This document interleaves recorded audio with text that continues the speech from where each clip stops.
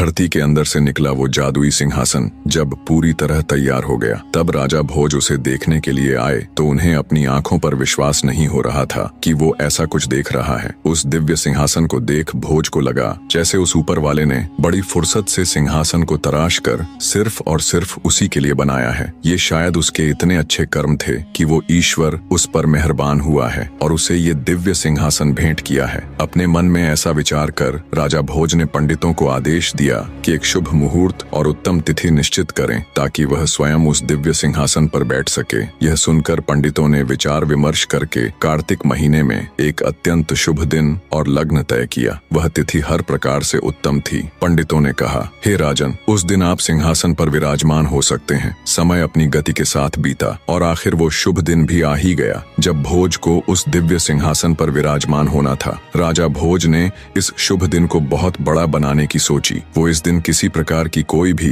कमी नहीं छोड़ना चाहता था। उसने अपने राज्य के सभी छोटे बड़े राजा, विद्वान पंडित, जादू टोने के जानकार, दूर दराज के प्रतिष्ठित व्यक्ति सभी को निमंत्रण भेजा। स्वयं राजा ने स्नान किया और उत्तम वस्त्र धारण किए। वेद पाठी पंडित वेदों का उच्चारण करने लगे, गंधर्व मधुर गीत गाने लगे, भाट राजा की वीरता और यश का बखान करने लगे और विविध प्रकार के वाद्य यंत्र बजने लगे। पूरे महल में आनंद उत्सव की लहर फैल गई। जो भी अतिथि आए थे उनका भव्य स्वागत हुआ। ब्राह्मणों को गांव दान में दिए गए, युवाओं को स्वादिष्ट भोजन और जो कुछ उन्होंने मांगा वह प्रदान किया गया। गरीब लोगों को वस्त्र भेंट किए गए, आम जनता को इनाम और भेंट दी गई। सारा नगर दान दक्षिणा और नेकी से भर गया। शाही सेना को विशेष भोजन और इनाम मिले। राजा के अपने खास सेवकों को अलग अलग प्रकार की कृपा और नवाजिशें दी गईं। संक्षेप में कहें तो जो भी लोग उस सभा में उपस्थित थे वे सब जय जयकार कर रहे थे। नगर के छोटे बच्चे से लेकर बूढ़े तक, गरीब से लेकर अमीर तक, सब राजा भोज की कृपाओं से खुशी से झूम रहे थे।